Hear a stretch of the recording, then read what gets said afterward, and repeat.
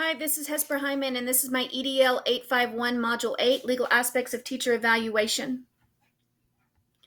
So when we look at the first article, Teacher Evaluation Heads to the Courts, I felt that we could break the sections up into three different parts. First, it was based on student court scores. When we looked at Tennessee, Florida, New York, and Texas, the cases there were all about how student scores were affecting teachers. In Tennessee, there was some miscalculation of student scores, and then we heard the word school-wide growth plan, where teachers that did not have any say in students' performance were then being evaluated based on that. In those cases in Tennessee, the cases were ultimately dismissed. In Florida, we hear again that school-wide word and not allowing teachers to bargain for their wages. In both of these cases, the rulings were found for the state. In New York, the case was that poverty was not being accounted for in the growth and that there was inconsistent rating in the part where the poverty not being accounted for. That case was ultimately dismissed. And then in the other, with the inconsistency in ratings, that did proceed to court. In Texas, the school system, they felt the case was that the school system was vague about what student growth actually was and what it consisted of. And in that case, the school, it is continuing to trial. The process was then put into place. New Mexico put in that there was some cases that were flawed or incomplete data. At this time, there's a preliminary injunction moving forward with that case. The other case was that it was a violation of the School Personnel Act, and that they were issuing new regulations after legislation had already been deemed that the new regulations were actually overriding the school district, and that one is also proceeding to discovery. In Louisiana, the cases were trying to tie evaluations to tenure and pay scales that violated legislation. At this point, the state court allowed it to stand. This was later reversed, but then the state Supreme Court reversed the lower ruling. At this time, there's not any move forward on that. And then process as to tenure. In Nevada, the tenured teacher with 2 inefficient evaluations would be fired without due process. This case was ultimately dismissed. So if we look at the article Teacher Evaluation and Issue Overview, they talk about 4 factors that are changing the evaluation process. And those 4 factors were new research on teacher quality. So what does teacher quality incorporate? The interest in boosting teacher effectiveness. So it's not just about you did bad, let's get rid of you. It's how can we help you be more productive and a better teacher? Revamp state laws and evaluation, and political pressure to dismiss poorly performing teachers. Part of this was what we saw was the race to the top competition. This was a federal intervention of about $4.3 billion that was put into grants for states to make policy changes. And some of the things they wanted to see in those policy changes were that there needed to be at least 3 levels of performance, and then student achievement needed to be taken into account for this. So how did the NEA and AFT respond to this? Well, the NEA and AFT both said that, they feel that there is potential in better evaluations that will give actual valuable feedback to teachers. They were very leery of connecting policy to pay and tenure, and that they ultimately opposed the inclusion of student test scores. So when we look at teacher evaluation as the NEA, they gave 6 key principles to look at. First one was safe and open collaboration. We need to make sure that our evaluation system is open and transparent to the evaluator and the person that's being evaluated. Number 2, teacher performance is meaningful when based on multiple ratings and clear teaching standards. We need to be able to provide clear and actionable feedback to our teachers to make sure that they are learning and that they are continuing to grow. The evaluation system must be integrated. We need to make sure that we are linking all aspects of the evaluation system, that this is not a one-size-fits-all. We need to be looking at curricular standards, their professional development, and then also targeted support. Validated evaluation measures are essential This is when we're looking at our standards. We need to make sure that our standards are capturing a range of teaching behaviors, and we're looking at multiple evaluation methods.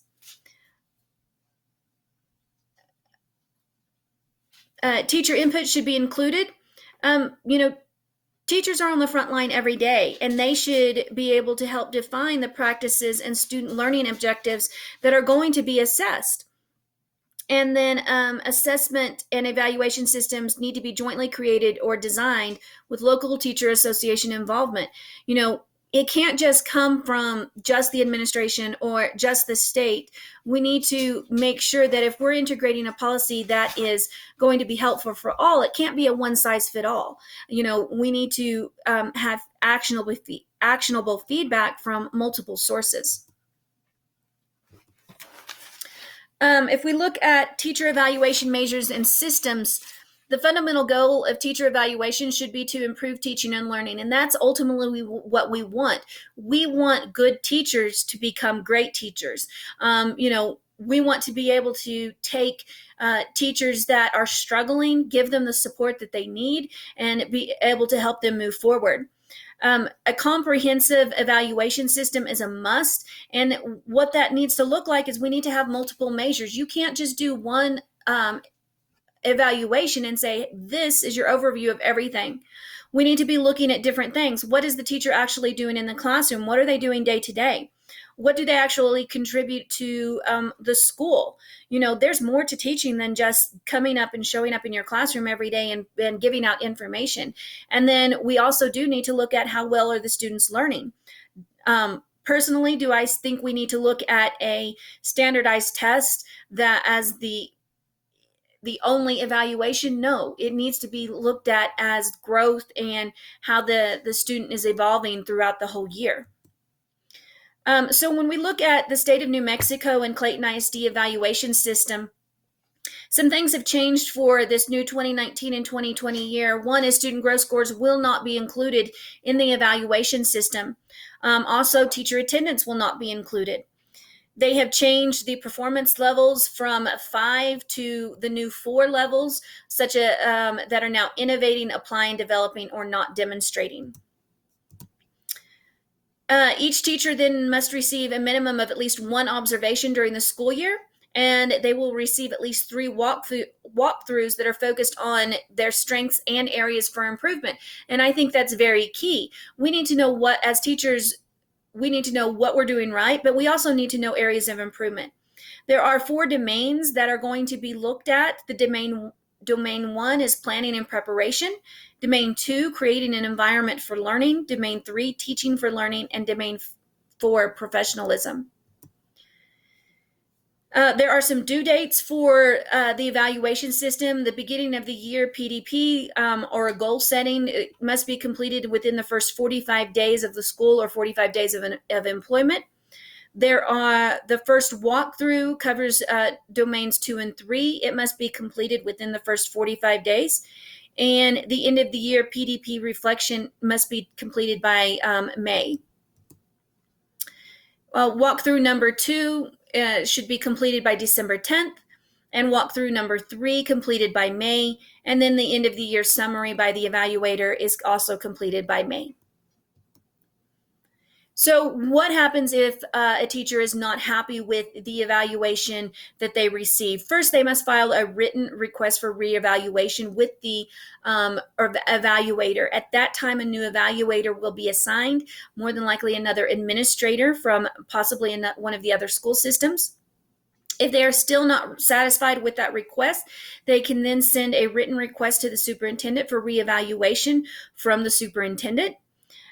In the 2013 New Mexico School Personnel Act says that after 3 years, a teacher cannot be let go without just cause.